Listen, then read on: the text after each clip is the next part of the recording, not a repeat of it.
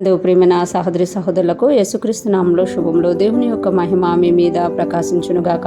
ఈరోజు దేవుడు మనకిచ్చిన మాట యోహాను వ్రాసిన మొదటి పత్రిక 4వ అధ్యాయము 12వ వచనం. ఏ మానవుడును దేవుణ్ణి ఎప్పుడునూ చూచి ఉండలేదు. మన ఒకరినొకడు ప్రేమించిన ఎడల దేవుడు మనయందు నిలిచి ఉండును, ఆయన ప్రేమ మనయందు సంపూర్ణమగును. ఈ మాటలు యోహాను వ్రాసిన మొదటి పత్రికలో మనం చూస్తున్నాము. ఇక్కడ మనం చూస్తే ఏ మానవుడును దేవుణ్ణి ఎప్పుడునూ చూచి ఉండలేదు, ఏ మానవుడును దేవుణ్ణి ఎప్పుడూ చూచి ఉండలేదు అని ఇక్కడ యోహాను భక్తుడు చెప్పిన తాత్పర్యం ఏంటి అంటే, మానవుడు దేవుణ్ణి చూడడము అనేది అసంభవము అని. కానీ యేసుప్రభువారు ఆయనతో సంచరించారన్నమాట. యేసుప్రభువారు నరరూపిగా సంచరించారు, కానీ దేవాది దేవుడు, తండ్రి అయిన దేవుడు వెలిగి అయి ఉన్నారు, ప్రేమ అయి ఉన్నారు అని ఇక్కడ యోహాను మనకి తెలియజేస్తున్నారు. మనం ఒకరినొకడు ప్రేమించిన ఎడల అంటే దేవుడు ప్రేమస్వరూపి అనమాట.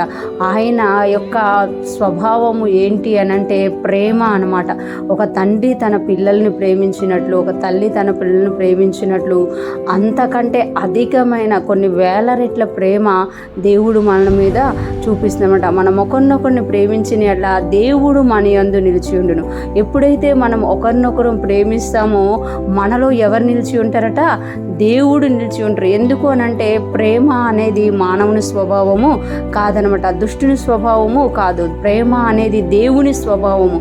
ఎప్పుడైతే మనం ఒకరినొకరిని ప్రేమించుకుంటామో, ఒకరినొకరు ప్రేమిస్తుంటామో, అప్పుడు మనలో ఎవరు నిలిచి ఉంటారట? దేవుడు నిలిచి ఉంటారట. దేవుని యొక్క ప్రేమను మనము చూపిస్తాము అని ఇక్కడ యోహాను భక్తుడు తెలియజేస్తున్నారు. ఆయన ప్రేమ మనయందు సంపూర్ణమగును. ఆయన ప్రేమ మనయందు ఏమవుతుందంట?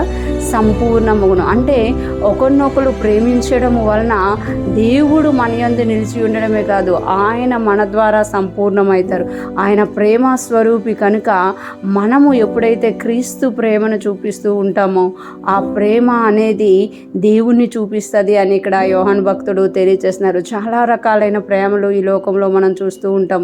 అన్ని రకాలైన ప్రేమల్లో కూడా ఎక్కడో ఒక్కడ స్వార్థం ఉంటుంది, కానీ దేవుని ప్రేమలో స్వార్థం ఉండదనమాట. ఆయన మనము ఇంకా దేవుణ్ణి ఎరగకముందే ఆయన తన కుమారుని మనకు అర్పణగా ఇచ్చి, ఆయనని ఇచ్చి మనల్ని కొనుక్కున్నారనమాట.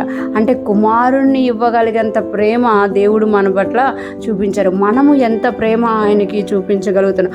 ఈరోజు ఫ్రెష్ మన వింటున్న ప్రతి ఒక్కరు జ్ఞాపకం చేసుకోవాలి, మనము నిజంగా ప్రేమ కలిగి ఉన్నాము అని అంటే ఆయనకు ఆ ప్రేమ ద్వారానే ఆయన్ని మనం ఈ లోకంలో చూపించగలుగుతాం అన్నమాట. ప్రేమ అనేక విషయాలని కప్పుతుంది. ప్రేమ డంబము లేనిదిగా ఉంటుంది. ప్రేమ అమర్యాదగా నడవదు. ప్రేమ ఉప్పొంగిపోదు. ఇవన్నీ కూడా కొన్ని మాటలు మాత్రమే ప్రేమలోనివి. ఇవన్నీ కూడా దేవునిలో ఉన్న ప్రేమను మనకి తెలియజేస్తున్నాయి. ఈరోజు ఫ్రెష్ మన వింటున్న ప్రతి ఒక్కరం కూడా మనము మనతో ఉన్న వారిని ప్రేమించుదుముగాక, ప్రేమ స్వరూపి అయిన దేవుణ్ణి మన ద్వారా ఇతరులకి చూపించుదుముగాక, ప్రేమ స్వరూపి అయిన దేవుణ్ణి హత్తుకొని ఆయన ప్రేమను మనలో సంపూర్ణంగా నెరవేర్చుతూ ఆయనకు విధేయులమై ముందుకు సాగిపోదుముగాక. ఆమేన్.